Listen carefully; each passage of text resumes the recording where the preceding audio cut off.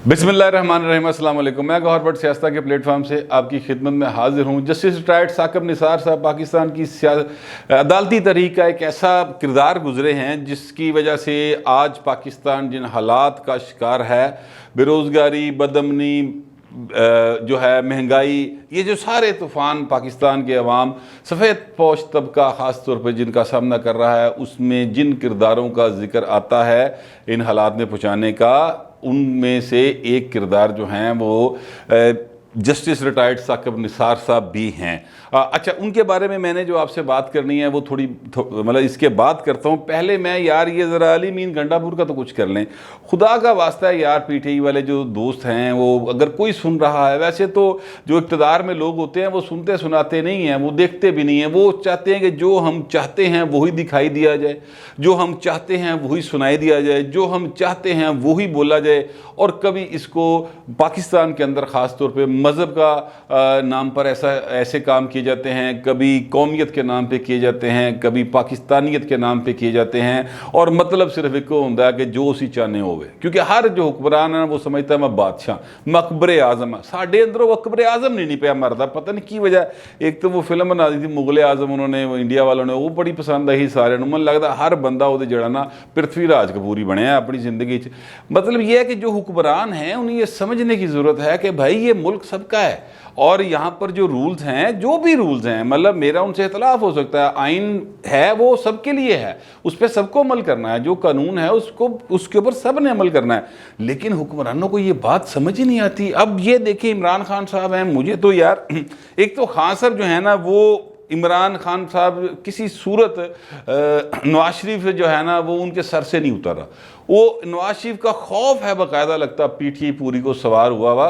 वो सुबह उठते हैं नवाज शरीफ, दोपहर नवाज शरीफ, शाम में नवाज शरीफ। ये वो तो गल कि इधर उधर हटती तो मरी नवाज से इंदी है। फिर जो कोई थोड़ा जहा जेन बदलता जरदारी वाले पासे टुर पैंदे। ओ भाई ना तुसी 3 साल तो हुक्मरान हो, एक काम करके वहाओ, करूँगा, करेंगे, मैं सफ़ीर बनूँगा, बना हूँ, ऐ नहीं कीता कीजे। ताड़े दौर मकबूजा कश्मीर गया, ये एक हकीकत है। और ये बात जो है वो मतलब बीइंग पाकिस्तानी भी और बीइंग बाय ब्लड कश्मीरी भी, मैंने तो हजम नहीं होती कि पाकिस्तान जो है उसके ऊपर ये उसका वज़ीर-ए-आज़म कहे कि अब मैं क्या करूँ।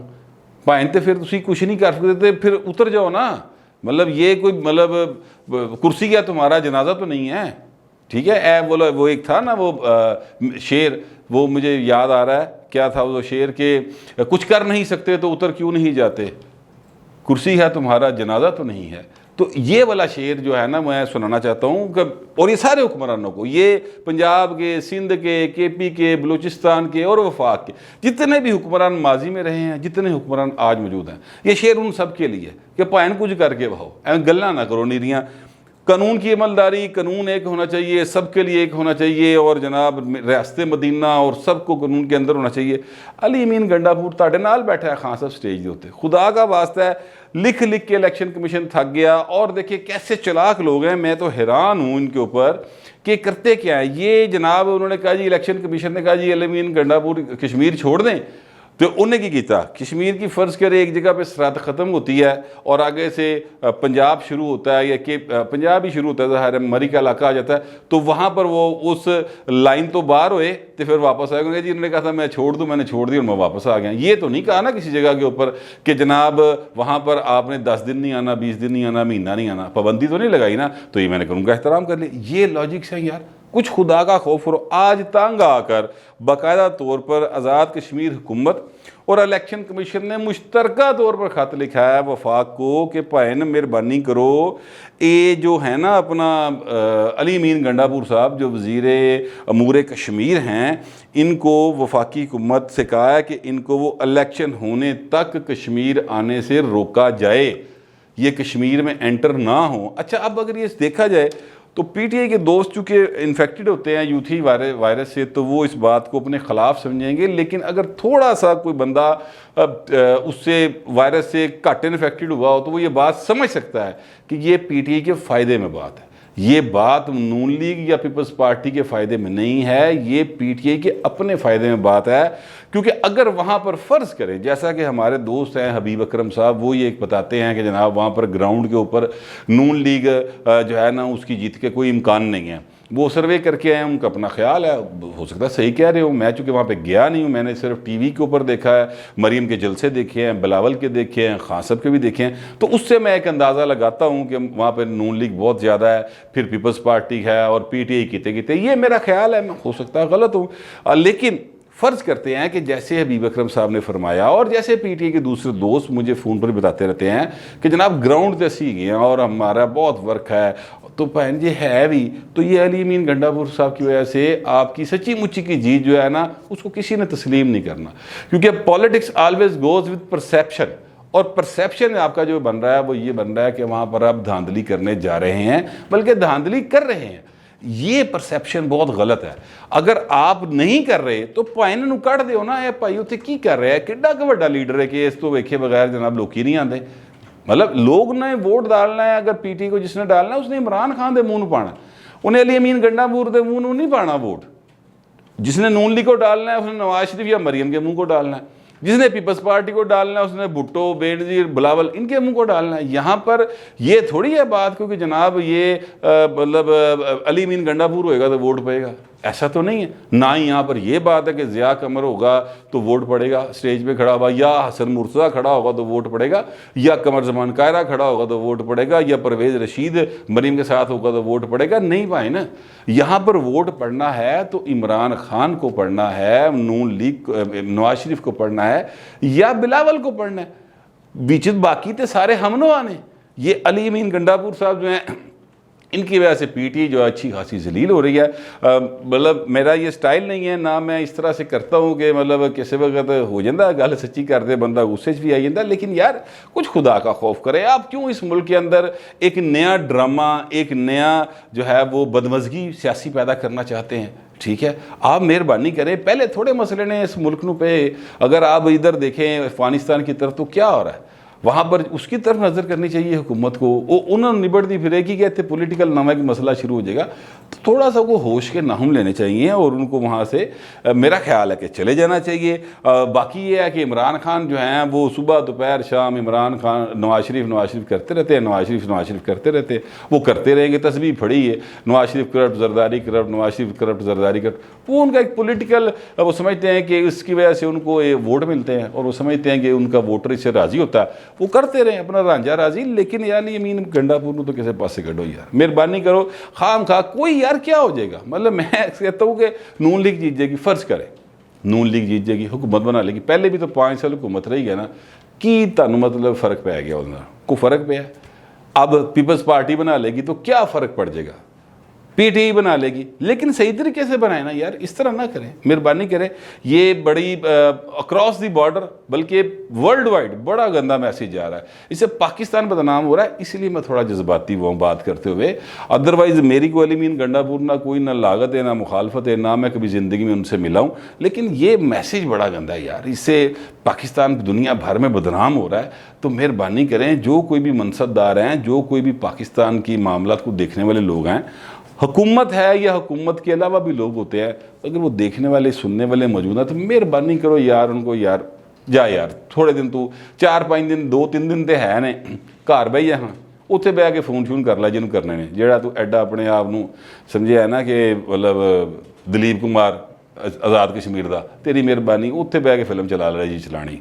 मेरे तो यही ख्याल है। बहरहाल अब मैं असल बात की तरफ आता हूँ, और असल बात यह है कि जस्टिस रिटायर्ड साकिब निसार साहब जो हैं वो पाकिस्तान की अदालती तारीख का एक ऐसा करैक्टर गुजरे हैं, एक ऐसा किरदार थे जिनकी वजह से पाकिस्तान आज लोग कहते हैं जितने मसाइल का शिकार है, उसमें और बहुत सारे किरदार हैं, ज़ाहिर है सिर्फ यही तो नहीं है, और बहुत सारे किरदारों के नाम हैं, लेकिन इनका भी एक बहुत अहम रोल रहा है, क्योंकि इन्हीं के दौरे जस्टिस यानी जब ये चीफ जस्टिस थे तो उस वक़्त नवाज शरीफ साहब को नाअहल कर दिया गया और उनको कुर्सी वज़ारत उज़्मा से अलग किया गया, और फिर वो फरमाया है असलम बेग साहब ने, वो मैं कल वीला कर चुका हूँ कि जनाब उनको एक साजिश के तहत कुर्सी से अलग किया गया है और सियासत से बाहर किया गया है। नवाज शरीफ के बारे में उन्होंने बात की थी। अब साकिब निसार साहब जो हैं उनके बारे में एक नई चीज़ आई है, और वो नई चीज़ क्या है? वो नई चीज़ यही है कि जब ये छोटे होते थे, ज़ाहिर स्कूल में पढ़ते थे, कॉलेज में पढ़ते थे, तो ये 5 आने लिया करते थे एक बहुत बड़े अदाकार से। उस अदाकार का नाम है शाहिद, और ये शाहिद साहब ने बहुत हादसा के वाक़या जो है वो ख़ुद सुनाया एक टीवी प्रोग्राम के अंदर। अपने बेटे को वो इंटरव्यू दे रहे हैं, और शाहिद साहब जो है ना वो बहुत खुले डुले से आदमी, बड़े दबंग अंदाज में बात करने वाले आदमी हैं, बहुत बड़े सुपरस्टार रहे हैं पाकिस्तान के, कोई शुबे की बात नहीं है। 70s में शाहिद हो गए, वहीद मुराद हो गए, ये टॉप स्टार्स थे पाकिस्तान के, टॉप स्टार्स। मोहम्मद अली एक अच्छा अदाकार होंगे, लेकिन जो शाहिद और वहीद मुराद की रेटिंग थी उस तक वो नहीं पहुंचते थे। शाहिद बहरहाल टॉप पे थे। तो शाहिद साहब ने ये वाक़या सुनाया, और 2 वाक़यात उन्होंने बल्कि सुनाए हैं, और इन दोनों में सबक है, और सबक हासिल करना चाहिए इंसान को ज़िंदगी की हर स्टेज के ऊपर। एक वाक़या उन्होंने ये सुनाया कि ये जो साकिब निसार थे ये हमारे जूनियर होते थे, और वो 5 आने हम इन्हें दिया करते थे। उन्हें कहते थे कि जा कोका कोला की बोतल पी ते नाल सैंडविच खा, ते ए खत जड़ा ना ए जाके साड़ी फलानी जी सहेली है ना उन्होंने फड़ा के आ।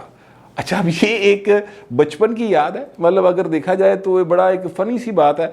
बचपन में इंसान जो है वो इस तरह की हरकतें उनसे जो सीनियर होते हैं वो करवाते रहते हैं कि जा नस के गोल्डी की डब्बी फड़ ले आ, खुद ताश खेल रहे होते बैठ के, जा दूध तू ले आया। इस तरह की चीज़ें गली महलों में आम होती हैं।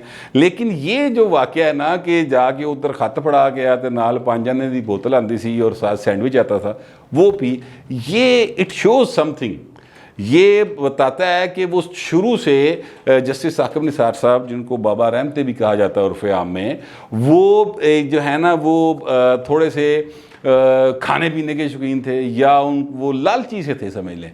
मतलब वैसे भी तो किसी के वड्डे दे हुक्म ते जाके बंदा को काम कर सकता है ना, पैसे लैके और कोका कोला की बोतल लैके, वो वाला जो है ना वो बड़ा एक हादसे वाली चीज़ लगती है। लेकिन ये शो करता है कि बच्चा जो है उसका सीन किस तरह का है, और बच्चा बड़ा होकर किस तरह की काम कर सकता है। कोका कोला से मुझे याद आया, शायद उन्हीं दिनों की बात होगी या उससे बाद की बात होगी, नहीं बाद की बात, ये 80s के शुरू में एक गाना बना था, ज़ालिमा मैंने कोका कोला पिला दे, ठीक है।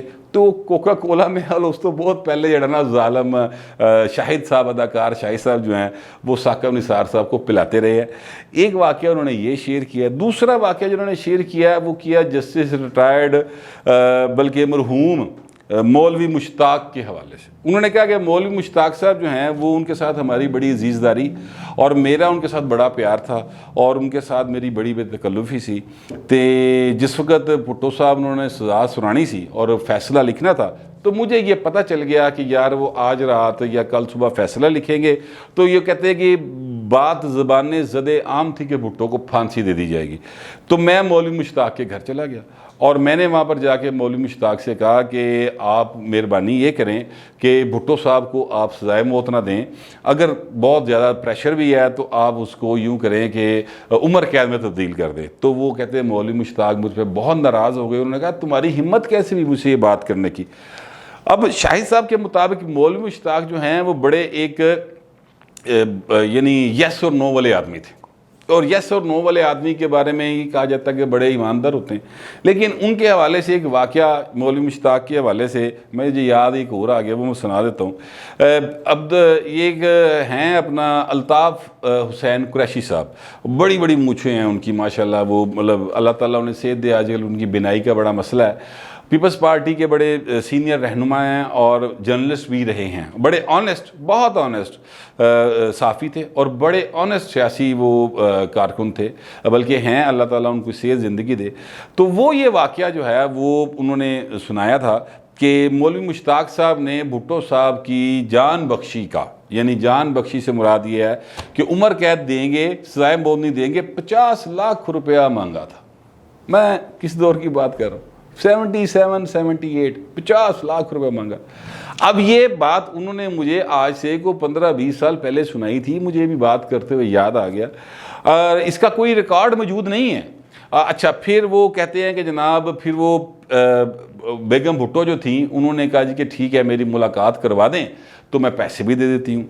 अच्छा, अब वो फिर मुलाकात हुई, लेकिन वो मुलाकात इस तरह की थी कि समझिए कि बस देखा और बात आगे नहीं बढ़ी। पैसे नहीं दिए गए ना लिए गए, और लेकिन सिर्फ ये है कि ये बात हुई उस वक़्त कि मौलवी मुश्ताक इतने पैसे मांगता है। दरमियान वाला भाई जड़ा सी उस पर मौलवी मुश्ताक को शक ये गुजर गया था, अब ये कुरैशी साहब के बकौल, कि जनाब वो दूसरी साइड पे यानी जनरल ज़िया के साथ मिला हुआ था, और अगर मौलवी मुश्ताक साहब उस मुलाकात में बैठ जाते, वो बाकायदा बेगम भुट्टो के साथ उनकी मुलाकात हो जाती, तो फिर मौलवी मुश्ताक दी खैर नहीं थी, इसलिए मौलवी मुश्ताक ने उनसे मुलाकात नहीं की।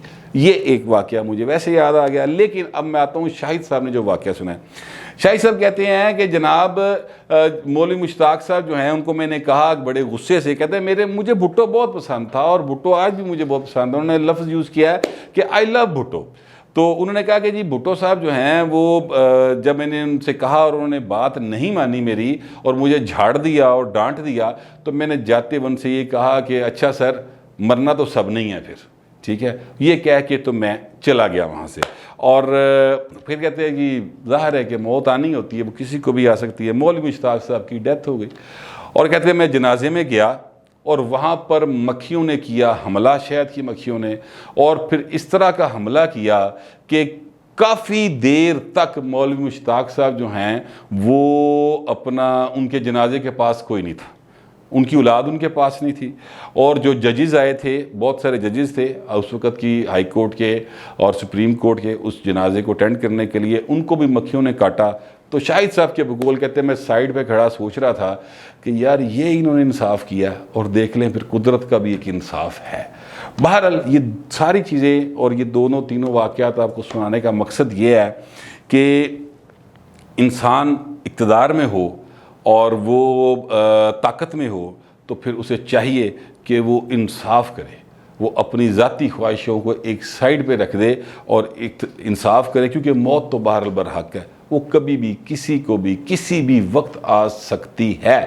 इसलिए मेरा तो हुक्मरानों को भी और आप सब दोस्तों को भी जो सुन रहे हैं यही मशवरा है कि जनाब ये हमारी अदलिया का के जो 2 बाब थे, जस्टिस मौलवी मुश्ताक साहब, उन्होंने जड़ा गंद पाया, मैं तो गंद ही कहूँगा, भुट्टो साहब को सज़ाए मौत देने वाला, उसके नतायज पाकिस्तान ने भुगते, और जस्टिस साकिब निसार साहब ने जो काम दिखाए उसके नतायज आप और मैं अभी तक भुगत रहे हैं, और पता नहीं कब तक भुगतते रहेंगे।